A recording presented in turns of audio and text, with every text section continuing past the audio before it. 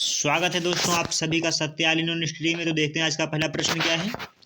किस राज्य में मतदान प्रतिशत 90 से अधिक करने के लिए चुनाव आयोग ने मिशन 929 लॉन्च किया है। In which state the election commission launch mission 929 to increase the voting percentage to more than 90। Option A Tripura, option B Gujarat, option B Himachal Pradesh, option D Uttar Pradesh. तो दोस्तों इसका करेक्ट आंसर क्या रहेगा? Option A Tripura. तो बढ़ते हैं दोस्तों इसके नेक्स्ट इंपॉर्टेंट फैक्ट की तरफ देखिएगा। भारत के चुनाव आयोग ईसीआई ने त्रिपुरा में मिशन 929 शुरू किया है। यह अगले विधानसभा चुनाव में मतदान को 92% तक बढ़ाने के लक्ष्य के साथ पूरे त्रिपुरा में 929 मतदान केंद्रों पर ध्यान केंद्रित करेगा। हालांकि चुनाव आयोग ने अभी तक त्रिपुरा के चुनाव कार्यक्रम की घोषणा नहीं की है। बढ़ते हैं दोस्तों अगले पॉइंट की तरफ देखिएगा। अगला पॉइंट क्या है? भारत के चुनाव आयोग विधानसभा चुनावों को शांतिपूर्ण क्या है दोस्तों? शांतिपूर्ण बनाने के लिए मिशन जीरो पोल वायलेंस पर भी काम कर रहा है। इससे यह भी सुनिश्चित होगा कि मतदाता 2023 में होने वाले विधानसभा चुनाव में शक्तिपूर्वक मतदान कर सके। त्रिपुरा विधानसभा में कितनी दोस्तों? 60 सीटें हैं। त्रिपुरा की 12वीं विधानसभा गठन के लिए चुनाव 18 फरवरी 2018 को हुआ था। अगला पॉइंट क्या है दोस्तों? 12वीं विधानसभा का कार्यकाल 22 मार्च 2023 को समाप्त हुआ। तो बढ़ते हैं दोस्तों अगले पॉइंट की तरफ देखिएगा। अगला पॉइंट इसी का क्या है, जान लेते हैं त्रिपुरा के बारे में। क्या है? खारची उत्सव कहाँ मनाया जाता है दोस्तों? त्रिपुरा में। कहाँ पे? त्रिपुरा में दोस्तों। फिर क्या है? त्रिपुरा की राजधानी क्या है दोस्तों? अगरतला। त्रिपुरा के मुख्यमंत्री कौन है? डॉक्टर मणिक साहा। क्या है? त्रिपुरा के राज्यपाल कौन है? सत्यदेव नारायण आर्य। बढ़ते दोस्तों इसके अगले पॉइंट की तरफ देखिएगा। अगला पॉइंट क्या है? निर्वाचन आयोग क्या है? भारत निर्वाचन आयोग, जिसे चुनाव आयोग के नाम से भी जाना जाता है, एक स्वायत्त व संवैधानिक निकाय है जो भारत में संघ और राज्य चुनाव प्रक्रियाओं का संचालन करता है। यह देश में लोकसभा, राज्यसभा, राज्य विधानसभाओं, राष्ट्रपति और उपराष्ट्रपति के चुनाव का संचालन करता है। बढ़ते दोस्तों अगले पॉइंट की तरफ देखिएगा। अगला पॉइंट क्या है? किस संविधान संशोधन के तहत मतदान की उम्र को 21 से घटाकर 18 वर्ष कर दिया गया है? 61वां संविधान संशोधन 1889 में हुआ। भारत निर्वाचन आयोग का गठन कब हुआ दोस्तों? 25 जनवरी 1950 को। भारत के पहले मुख्य चुनाव आयुक्त कौन थे? सुकुमार सेन। अनुच्छेद 324 का संबंध चुनाव आयोग से है। भारतीय संविधान के भाग 15 में अनुच्छेद 324 से लेकर अनुच्छेद 329 तक निर्वाचन की व्याख्या की गई है। तो बढ़ते हैं दोस्तों अगले पॉइंट की तरफ देखिएगा। अगला पॉइंट क्या है? निर्वाचन का आयोग का सचिवालय नई दिल्ली में स्थित है। मुख्य निर्वाचन अधिकारी IAS रैंक का अधिकारी होता है, जिसकी नियुक्ति राष्ट्रपति द्वारा की जाती है तथा चुनाव आयुक्तों की नियुक्ति भी राष्ट्रपति ही करता है। इनका कार्यकाल 6 वर्ष या 65 वर्ष की आयु तक होता है। वर्तमान में एक मुख्य निर्वाचन आयुक्त और 2 निर्वाचन आयुक्त होते हैं। तो बढ़ते हैं दोस्तों अगले पॉइंट की तरफ देखिएगा। अगला पॉइंट क्या है? भारत और किस देश ने परमाणु संपत्ति और जेल के कैदियों की सूचियों का आदान प्रदान किया है? Option A Australia, option B America, option C Pakistan, option D Afghanistan. तो दोस्तों इसका करेक्ट आंसर क्या रहेगा? Option C Pakistan.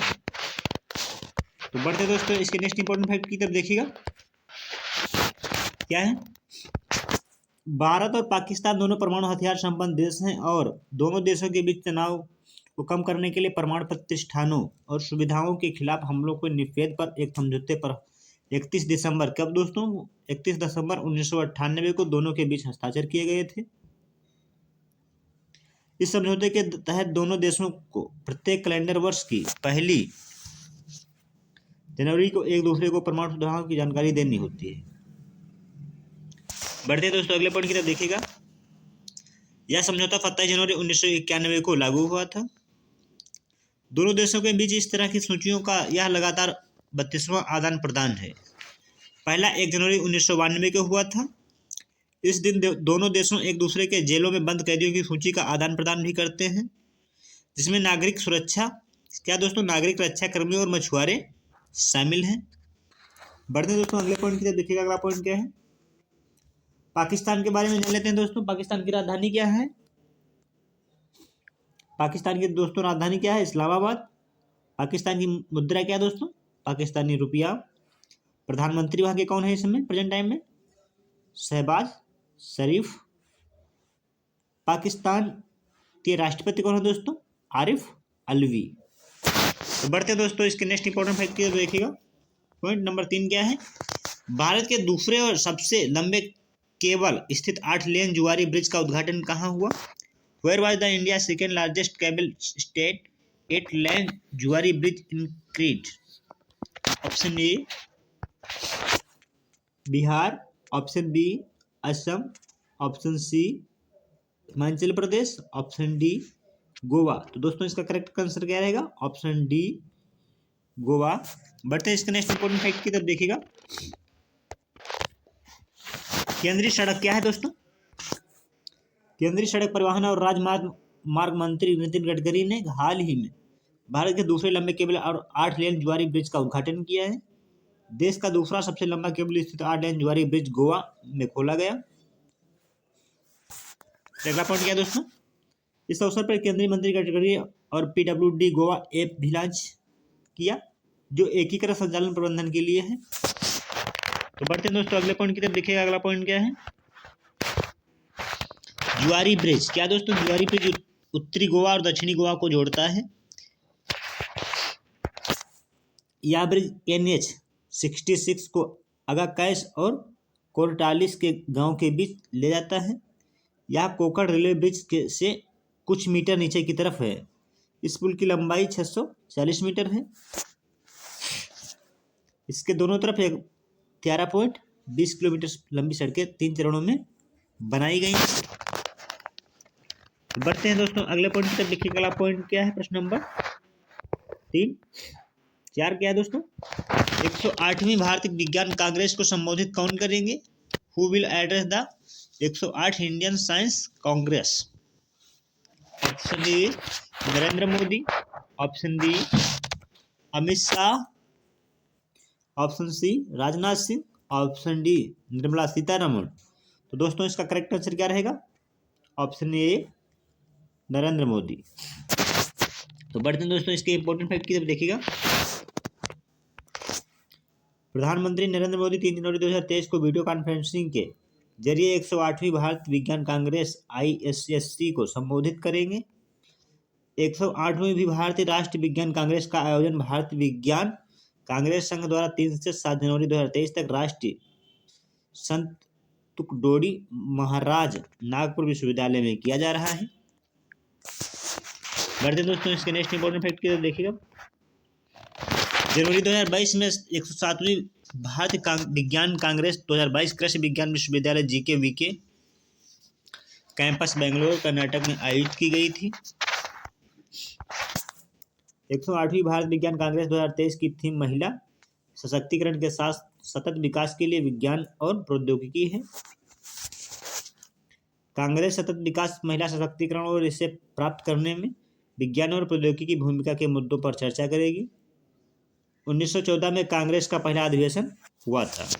बढ़ते हैं दोस्तों अगले पॉइंट की तरफ देखिएगा। अगला पॉइंट क्या है? केंद्रीय मंत्रिमंडल ने किस देश में नए वाणिज्य दूतावास खोलने का मंजूरी दे दी है? Option A Maldives, option B Lithuania, option C Paraguay, option D A और बी दोनों। तो दोस्तों इसका करेक्ट आंसर क्या रहेगा? इसका करेक्ट आंसर क्या रहेगा? ऑप्शन डी ए और बी दोनों। बढ़ते हैं दोस्तों इसके नेक्स्ट इंपॉर्टेंट फैक्ट देखिएगा। क्या है? मंत्रिमंडल क्या दोस्तों? केंद्रीय मंत्रिमंडल ने मालदीव और लिथुनिया में नए वाणिज्य दूतावास खोलने को मंजूरी दे दी है। भारत ने मार्च 2018 में घोषित 18 देशों में से 14 अफ्रीकी देशों में मिशन खोले हैं। दिसंबर 2020 में कैबिनेट द्वारा अनुमोदित एस्टोनिया, पराग्वे और डोमिनिकन गणराज्य में 3 नए मिशनों का जनवरी क्या दोस्तों जनवरी 2022 में चालू किया गया है। बढ़ते हैं दोस्तों अगले पॉइंट पे, देखिए अगला पॉइंट क्या है। लिथुनिया के बारे में जान लेते हैं दोस्तों, क्या है लिथुनिया। विनियस है दोस्तों। लिथुनिया की मुद्रा क्या है दोस्तों, यूरो। राजधानी क्या है, विनियस। मुद्रा क्या है, यूरो। राष्ट्रपति कौन है दोस्तों, गोटिनस नोसेदा। तो बढ़ते हैं दोस्तों अगले पॉइंट पे, देखिए अगला पॉइंट क्या है। किस राज्य में नीम के पेड़ों की पत्तियां डाईबैक रोग से प्रभावित पाई गई हैं। Option A Madhya Pradesh, option B Telangana, option C Gujarat, option D Rajasthan. तो दोस्तों इसका करेक्ट आंसर क्या है, इसका करेक्ट आंसर क्या है, ऑप्शन बी तेलंगाना। तो बढ़ते हैं दोस्तों इसके नेक्स्ट इंपॉर्टेंट फैक्ट की तरफ देखिएगा। तेलंगाना नीम के पेड़ों के लिए खतरा बने रोग की पहचान ट्विट ब्लाइट और डायबैक रोग के रूप में हुई है, जो इस साल भी बड़े पैमाने पर नीम के पेड़ों को प्रभावित कर रहा है। देश में पहली बार 1990 के दशक के दौरान उत्तराखंड में देहरादून के पास डायबैक रोग की सूचना मिली थी, जबकि इसे पहली बार 2019 में तेलंगाना में देखा गया था। तो बढ़ते हैं दोस्तों इसके अगले पॉइंट की तरफ देखिए। अगला पॉइंट क्या है इसी का, प्रश्न नंबर 7 क्या है दोस्तों। भारत सरकार ने किस राज्य के एक विद्रोही समूह के साथ युद्ध विराम के समझौते पर हस्ताक्षर किए हैं। दोस्तों इसका करेक्ट आंसर क्या रहेगा, the government of India has sign क्या है, ceasefire agreement with an underground group from which state. Option A Madhya Pradesh, option B Mizoram, option C Assam, option D Manipur. तो दोस्तों इसका करेक्ट आंसर क्या रहेगा, ऑप्शन डी मणिपुर। दोस्तों इसका करेक्ट आंसर रहेगा। तो बढ़ते हैं इसके इंपॉर्टेंट फैक्ट की देखिएगा। भारत सरकार और मणिपुर सरकार ने मणिपुर के एक विद्रोही समूह जेलियन ग्रोव यूनाइटेड फ्रंट के साथ युद्ध विराम के समझौते पर हस्ताक्षर किए हैं। समझौते के तहत ZUF ने हिंसा छोड़ने और शांतिपूर्ण लोकतांत्रिक प्रक्रिया में शामिल होने पर सहमति व्यक्त की है। जेलियनगोंग यूनाइटेड फ्रंट की स्थापना 2011 में हुई थी। यह एक नागा समूह और जो मणिपुर में सक्रिय है। बढ़ते हैं दोस्तों अगले पॉइंट की तरफ देखिए। अगला पॉइंट क्या है, भारत सरकार और एशियाई विकास बैंक ADB किस राज्य में शहरी सेवाओं में सुधार के लिए $125 मिलियन के ऋण पर हस्ताक्षर किए हैं। Option A Andhra Pradesh, option B Tamil Nadu, option C Telangana, option D Madhya Pradesh. तो दोस्तों इसका करेक्ट आंसर क्या रहेगा, ऑप्शन बी तमिलनाडु। तो बढ़ते हैं दोस्तों इसके इंपॉर्टेंट फैक्ट की देखिएगा क्या है। भारत सरकार और एशियाई विकास बैंक ADB ने तमिलनाडु राज्य में शहरी सेवाओं में सुधार के लिए $125 मिलियन के ऋण पर हस्ताक्षर किए हैं। 3 शहरों में जलवायु लचीला सीवेज संग्रह उपचार और जल निकासी और जल आपूर्ति प्रणाली विकसित करने के लिए इस पर हस्ताक्षर किए हैं। बढ़ते हैं दोस्तों अगले पॉइंट की तरफ देखिए। अगला पॉइंट क्या है, एशियन डेवलपमेंट बैंक क्या है दोस्तों, एशियाई क्या है जान लेते हैं। एशियाई विकास बैंक एक क्षेत्रीय विकास बैंक है। एशियाई विकास बैंक की स्थापना दोस्तों क्या है,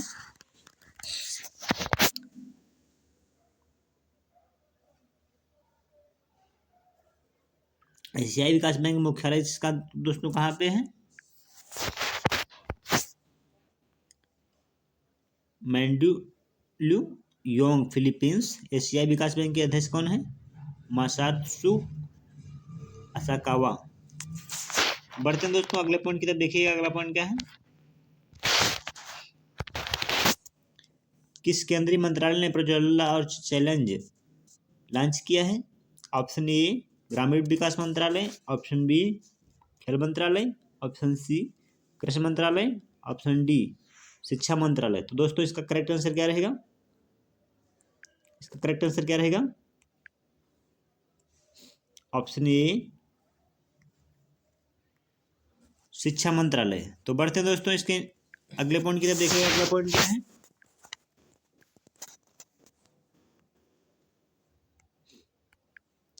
क्या है दोस्तों? ग्रामीण विकास मंत्रालय की दीनदयाल अंत्योदय योजना क्या है दोस्तों? राष्ट्रीय ग्रामीण आजीविका मिशन ने प्रज्वला चैलेंज लॉन्च किया है। जान लेते हैं इसके बारे में।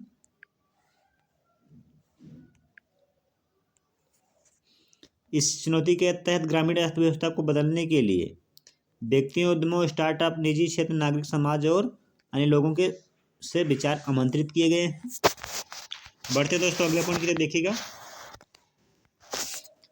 हर वर्ष नए साल पर 1 जनवरी को निम्नलिखित में से कौन सा दिवस मनाया जाता है? ऑप्शन ए वैश्विक परिवार दिवस, ऑप्शन बी वैश्विक नैतिकता दिवस, ऑप्शन सी वैश्विक कुपोषण दिवस, ऑप्शन डी वैश्विक खाद्य दिवस। तो दोस्तों इसका करेक्ट आंसर क्या रहेगा? ऑप्शन ए वैश्विक परिवार दिवस। तो बढ़ते दोस्तों अगले प्रश्न की तरफ देखिएगा। हर साल 1 जनवरी नए साल के दिन विश्व पारिवारिक दिवस मनाया जाता है।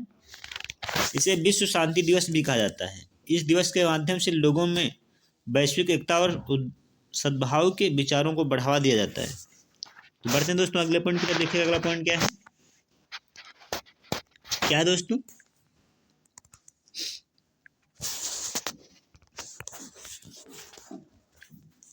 लुई इनोसियो लूला डॉक्टर सिल्वा ने किस देश के 39वें राष्ट्रपति के रूप में शपथ ली है?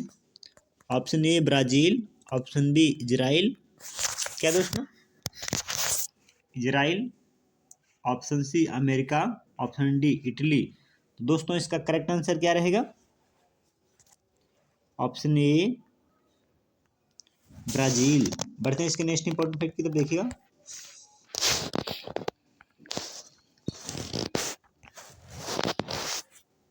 लुइज इनासियो लूला डॉक्टर सिल्वा ने ब्राजील के 39वें राष्ट्रपति के रूप में शपथ ली है।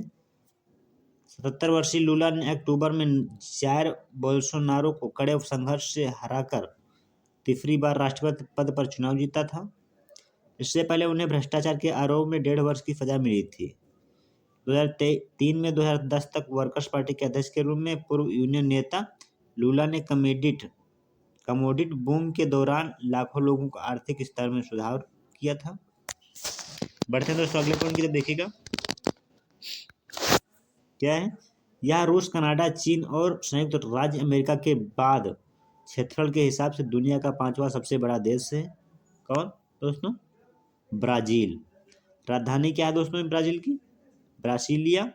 मुद्रा क्या है दोस्तों? ब्राजीलियाई रियल। तो बढ़ते हैं दोस्तों अगले पॉइंट की तरफ देखिएगा।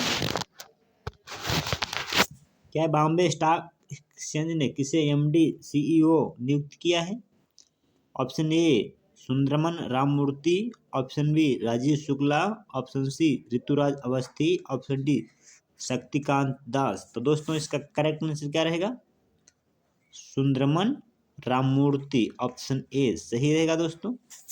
बढ़ते हैं इसके नेक्स्ट इंपॉर्टेंट फैक्ट की तरफ देखिएगा।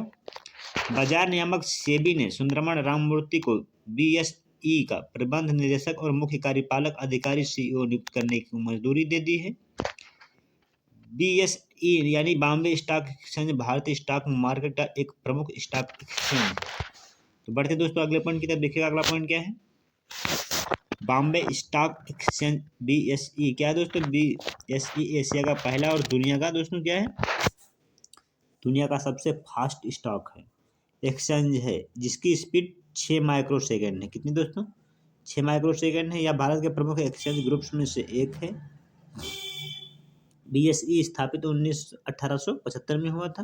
बीएसई मुख्यालय जिसका कहाँ दोस्तों है? मुंबई, महाराष्ट्र।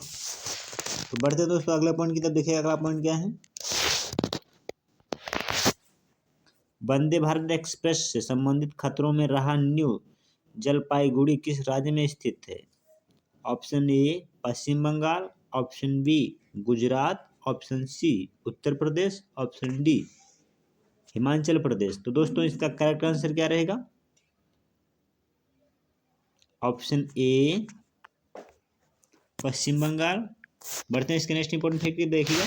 प्रधानमंत्री नरेंद्र मोदी ने हावड़ा और न्यू जलपाईगुड़ी को जोड़ने वाले भारत क्या है वंदे भारत एक्सप्रेस को वर्चुअली हरी झंडी दिखाई। यह सिलीगुड़ी पश्चिम बंगाल में एक रेलवे स्टेशन है और इसे उत्तर पूर्व का प्रवेश द्वार माना जाता है। वंदे भारत एक्सप्रेस 7.45 घंटे में 564 किलोमीटर की दूरी तय करती है। बढ़ते हैं दोस्तों अगले पॉइंट की तरफ। देखिए अगला पॉइंट क्या है, निकोसिया किस देश की राजधानी है? निकोसिया किस देश की राजधानी है?